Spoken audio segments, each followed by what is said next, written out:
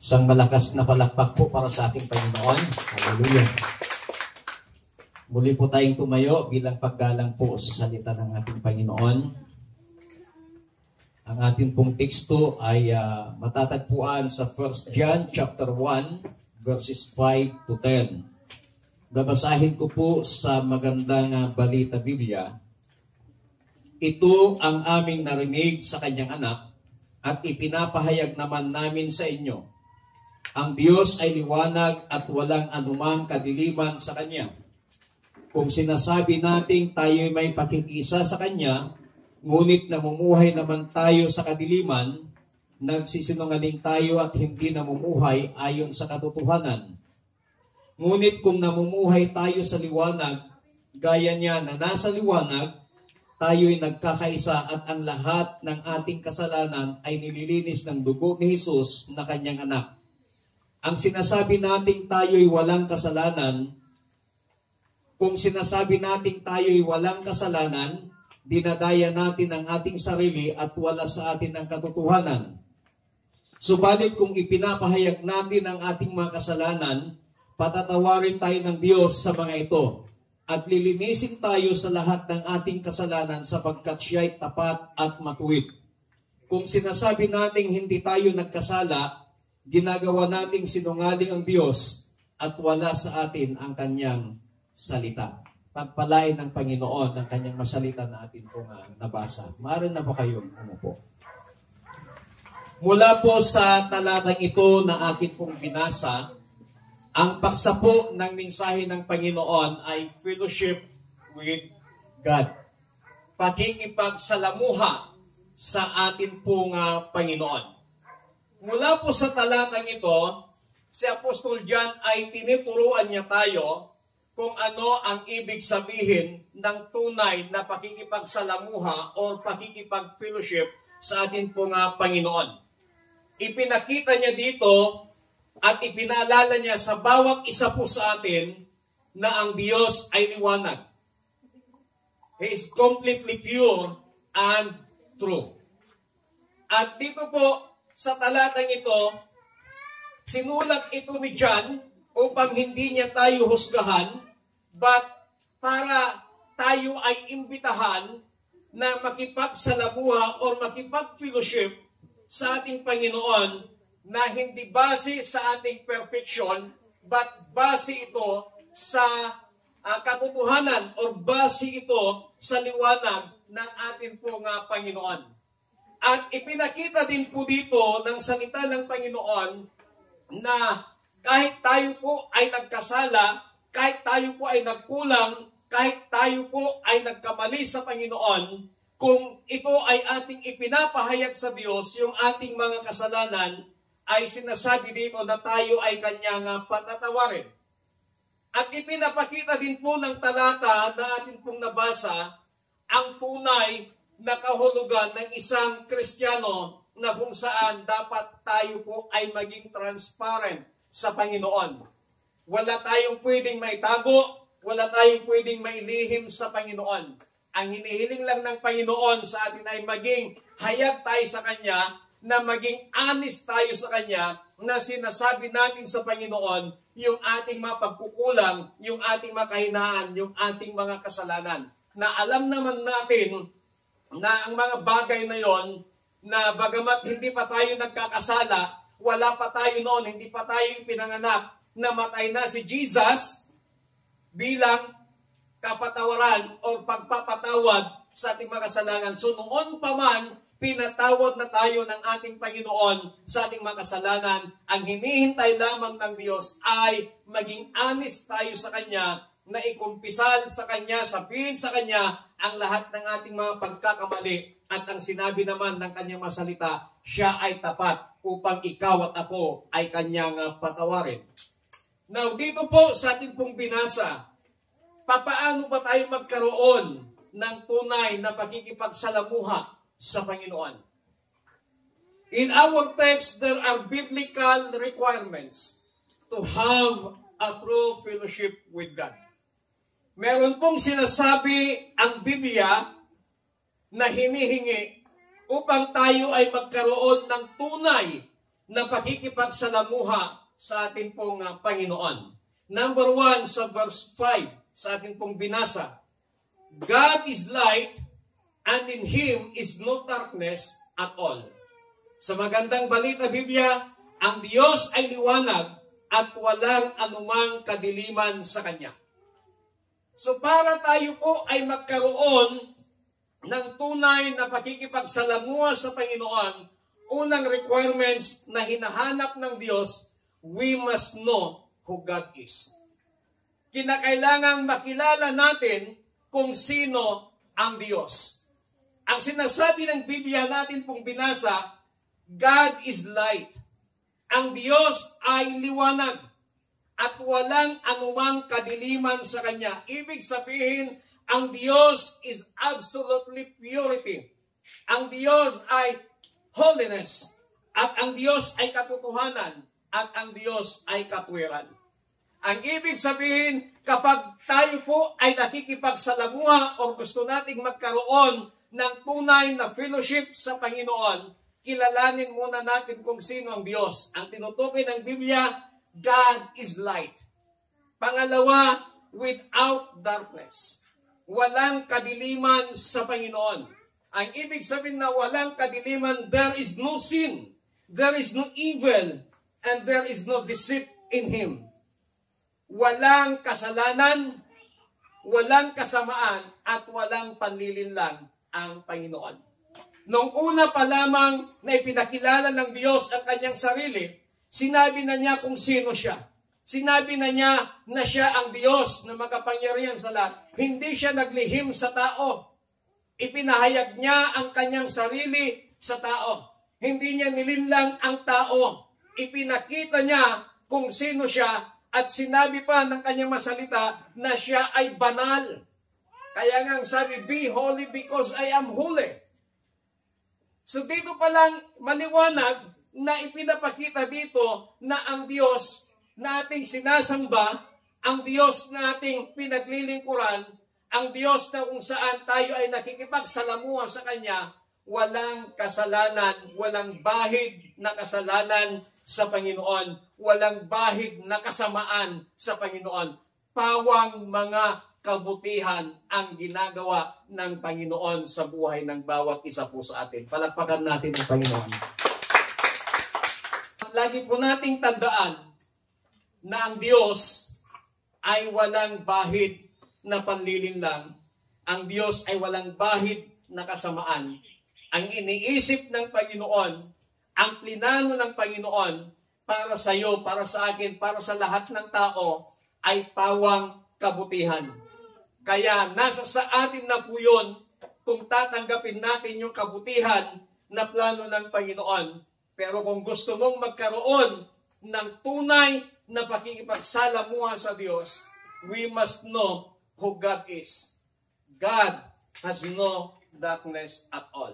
Ibig sabihin, walang kasalanan at walang kasamaan at walang paglilinlang ang Panginoon. Pangalawa, na dapat nating malaman bago tayo magkaroon ng tunay na pakikipag-fellowship sa Panginoon. Sa verse 6 to 7, kung sinasabi nating tayo'y may pakikiisa sa Kanya, ngunit namumuhay naman tayo sa kadiliman, nagsisinungaling tayo at hindi namumuhay ayon sa katotohanan.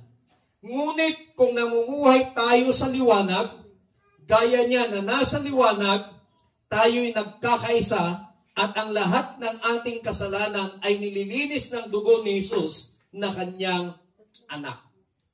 We must walk in light. Nakilala natin kung sino ang Diyos. God is light and God has no darkness at all. At para magkaroon tayo ng tunay na pakikipagsalamuha sa Panginoon, we must walk in light. Lumakad tayo doon sa liwanag. We can't walk in darkness and claim fellowship with God. Ang ibig kong sabihin, hindi tayo pwedeng lumakad sa kasalanan o hindi tayo pwedeng mamuhay sa kasalanan Hindi tayo pwedeng mamuhay sa panlilin lang at sasabihin natin, meron tayong ugnayan, meron tayong pakikipagsalamuha sa Panginoon.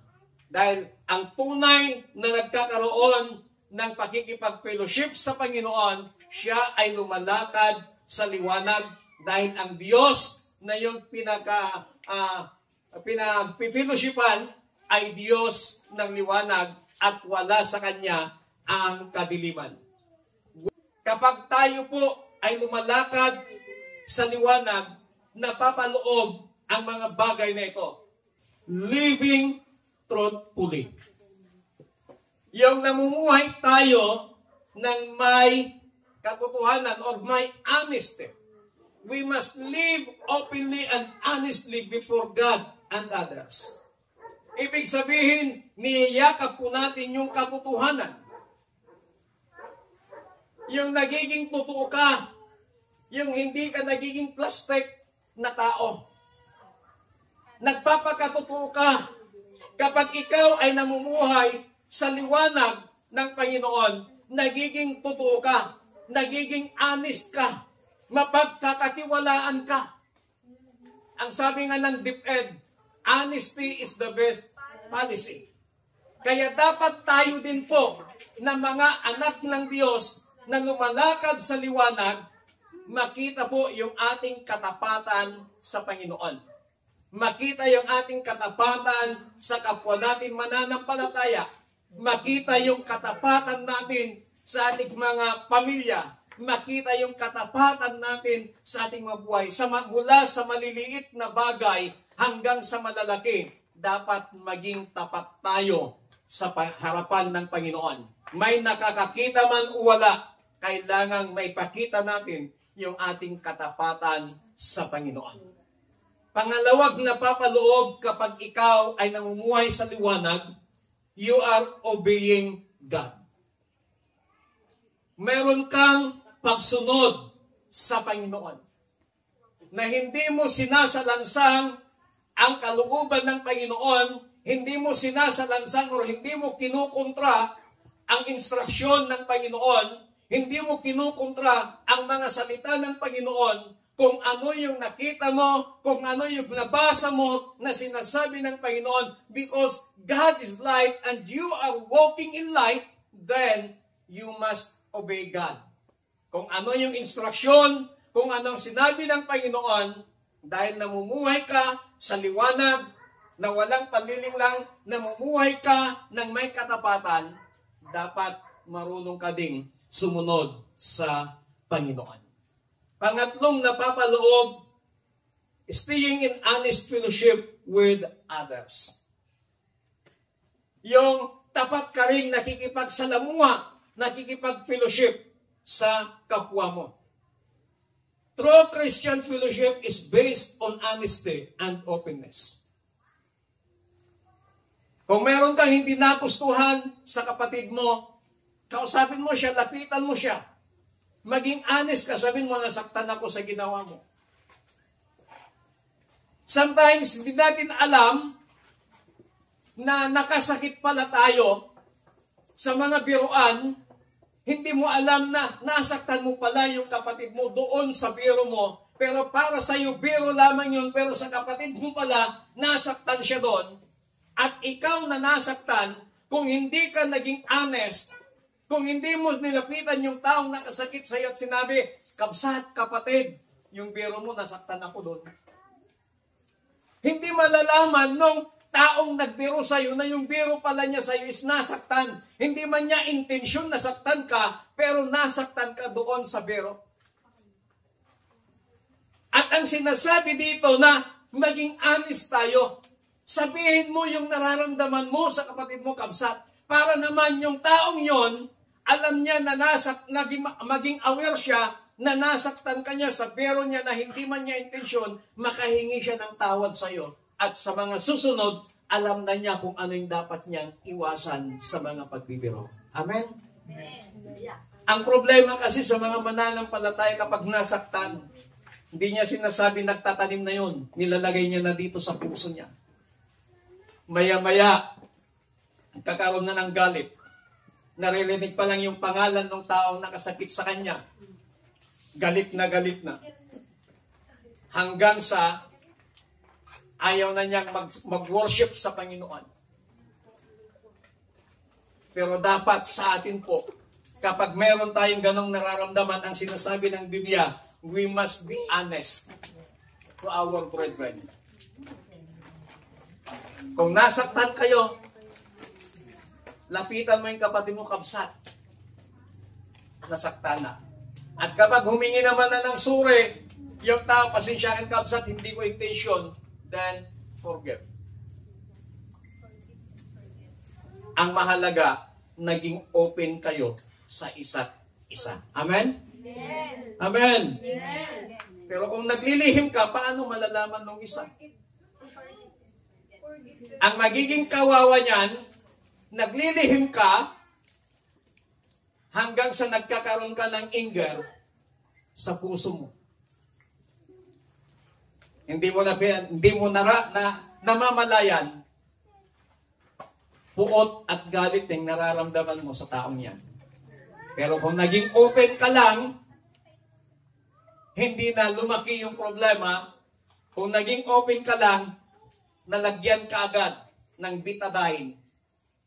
Kumbaga sa iyong sugat, nalagyan ka agad ng betadine para hindi na lumala, haanan nga umapgus. Naiganti, agwa oxinada, tapnon maugasan. Pero kung hindi ka magiging open, wala. But if we are walking in light, we must stay honest fellowship with our brethren in Christ. Pangatlo na dapat nating gawin sa ating pakikipag-fellowship sa Panginoon sa verse 8 to 10. Kung sinasabi natin tayo'y walang kasalanan, dinadaya natin ang ating sarili at wala sa atin ang katotohanan. Subalit kung ipinapahayag natin ang ating mga kasalanan, patatawarin tayo ng Diyos sa mga ito at lilinisin tayo sa lahat ng ating kasalanan sapagkat siya'y tapat at matuwid. Kung sinasabi nating hindi tayo nagkasala, ginagawa nating sinungaling ang Diyos at wala sa atin ang kanyang salita. Pangatlo na dapat nating gawin para sa tunay na pakikipag-fellowship sa Panginoon, we must confess our sins. Humingi tayo ng tawad sa Panginoon. Lagi po nating tandaan ang sinasabi ng Biblia, everyone sins. Bawat isa ay nakagawa ng kasalanan. Denial is deception. Ang sinasabi ng Biblia, kung sinasabi natin na wala tayong kasalanan at kung sinasabi natin na hindi tayo nagkasala, ang sinasabi ng Biblia ay ginagawa nating sinungaling ang Diyos. Sometimes ito po yung mahirap, yung umamit ng kasalanan. Pahingahan nga siya, isuna ni kastuya, awang tamok dita, pasa-pasa na.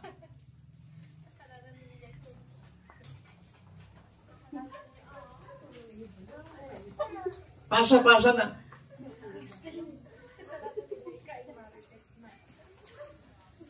Pero ang sinasabi ng Biblia, we must confess our sins. We must accept. Huwag na tayong mag-deny. Denying sin is self-deception and dishonesty. Sin is a reality in every person's life. It's the first step toward restoration. Pag nire-recognize mo, kinikilala mo ang iyong sarili, Panginoon, nagkasala po ako sa inyo. Panginoon, isa po akong makasalanan sa inyo. Then, nire-restore mo yung relationship mo sa Panginoon. Kapag gusto mong ayusin ang isang relasyon bilang magkaibigan, bilang magkasintahan, bilang mag-asawa, para matigil na ang matagal at mahabang argumento, somebody will accept.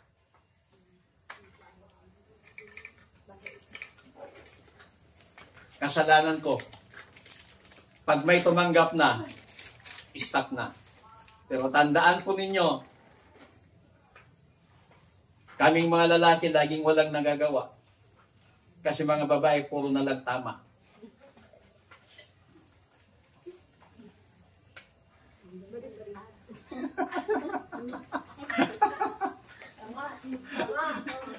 Mga babae, puro na lang tama.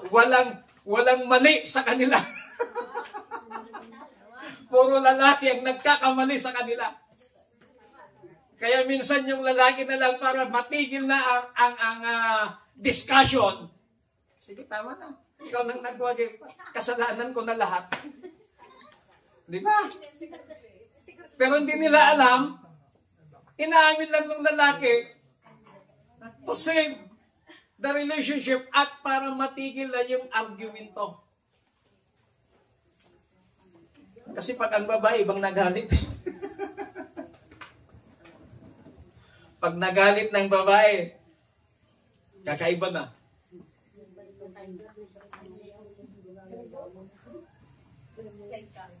Pero ang ibig kong sabihin nito, kahit sino, matuto tayong umamin ng pagkukulang, lalong-lalo na sa harapan ng Panginoon. Amen. Maliwanag yung sinasabi ng Biblia. Kung sinasabi natin na hindi tayo nagkasala at wala tayong pagkakasala, ginagawa natin na sinungaling ang Panginoon. At ang sinasabi ng Biblia, ang Diyos ay katotohanan. At ang sinasabi ng Biblia, lahat ng tao ay nagkasala, kaya hindi mahirap na ikaw at ako ay umamin ng pagkakasala sa Panginoon. At ang sabi ng Biblia ng ating binasa, if we confess our sins, He is faithful and just to forgive us. Kung ipinapahayag lamang natin ang ating mga kasalanan sa Panginoon, tapat ang Diyos na ikaw at ako ay patawarin. Sometimes, sa buhay po natin, ang hirap ding tanggapin. Ang hirap din nating aminin na meron tayong kahinaan. Sometimes, ang hirap din nating aminin na may mga struggles tayo sa buhay. Kumusta ngay kabsat? Ala, pilitin ta agisan, ta kahit mo may pakita di kabsat mo nga okay, tibiyag mo. Kasi nahiya tayo magsabi na, ay, nagkastay, magregat tibiyag ko, nagdaktal problema. Kasi nasa isip mo, pag sinabi mo yung problema mo, baka mamaya, i-chismis ka niya, imamaritis ka niya. Pero kapag kapatid mo sa Panginoon, ang lumapit sa'yo, kumusta kabsat? Sasabihin mo, kabsat, kailangan ko ng prayer. Hindi po masama yun, ibig sabihin, you are struggling in your life. Meron kang mga struggle sa buhay na sometimes, hirap ka na. Ang tao, ito, ang tao na walang outlet, pag siya'y sumabog na, pag ang taong yan punong-puno na, magugulat ka na lang. Biglang magwawala, biglang magsisigaw yan. Kasi wala siyang outlet, wala siyang paglabasan. Tingnan mo yung tubig. Pag walang outlet yan, anong mangyayari? Mapupuno hanggang sa babaha. Pero pag may outlet, kahit gaano man kalakas yung daloy ng tubig, nakakalabas yan, hindi naiipon. Ganyan din po yung buhay po natin. Pag meron kang outlet, pinagbubuksan ng iyong problema, pinagbubuksan ng iyong struggles, kapatid, hindi ka sasabog, hindi ka mapupuno. Pero tandaan po natin, dapat yung mga tao lamang na mapagkakatiwalaan ang pwede mong pagsabihin ng outlet mo. May mga tao kasi pag sinabi na yung sinabi mo na lahat sa kanya, pag meron kayong hindi pinagkaunawaan, naku, patay. Mga sikreto mo na nasabi sa kanya, pwede niyang gamitin sa'yo para balikan ka niya. But ang tunay na mananampalataya, ang tunay na magkakapatid sa Panginoon, walang back to you. Ibig sabihin, nagtutulungan, nagpapanalanginan sa bawat isa. Aminin lang natin sa Panginoon, Lord, struggle ako sa buhay ko ngayon. Panginoon, hirap na ako sa kalagayan kong ito. Panginoon, hirap na ako sa sitwasyon kong ito. Wala akong pwedeng pagsabihan. Sa iyo ko lang sinasabi ito, Panginoon. Ibig sabihin, kapag inaamin natin yun sa Panginoon, we are recognizing our weaknesses, our limitation as human, at kinikilala mo na kailangan mo ang Panginoon. At ang sinasabi ng Biblia, without God, we can do nothing. Kaya sa ayaw at sa gusto ko natin, kailangan talaga natin ang Panginoon. Sa ayaw at sa gusto po natin. Kaya minsan, gumagawa ang Panginoon ng mga pamamaraan para ang taong yan ay kilalanin niya that there is God. Gumagawa ang Diyos ng isang bagay para ang taong yan, kilalanin niya, i-recognize niya na napakahalaga pala ang may pakikipag-ugnayan sa Panginoon.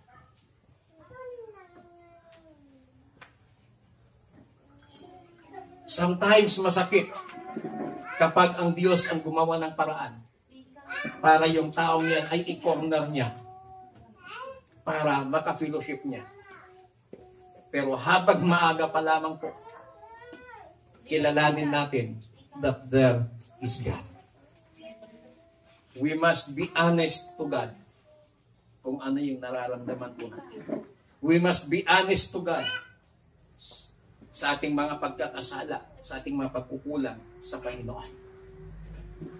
God knows the struggles of your heart. God knows the struggles of your life. Ang hinihintay lang ng Panginoon, maging honest tayo sa Kanya at sabihin natin sa Kanya ang pinagdadaanan mo sa buhay.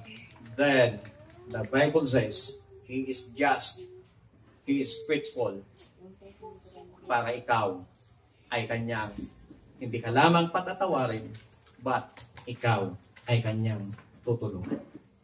Fellowship with God is not about being perfect. It's about being honest. Hindi hinahanap ng Panginoon na maging perfecto ka, maging perfecto ako. As long as na nandito tayo sa ibabaw ng lupa, as long as na meron pa yung kalikasan bilang tao, nakakapag-commit pa rin tayo ng pagkukulang, nakakapag-commit pa rin tayo ng kahinaan, nakakapag-commit pa rin tayo ng pagsisinungaling minsan sa Panginoon. But ang gusto lamang ng Panginoon, yung pakikipag-fellowship natin sa Kanya, gusto lamang ng Panginoon na maging honest tayo sa Kanya. Maging honest tayo sa Kanya.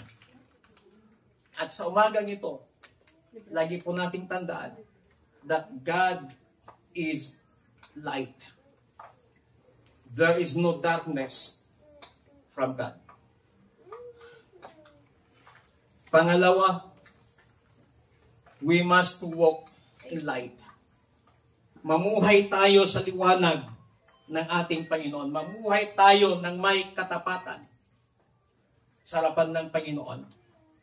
Matuto tayong sumunod sa Diyos. Maging tapat tayo sa ating mga kapatid, kapwa mananampalataya, at we must confess our sins. Tayo nga pong lahat ay tumayo.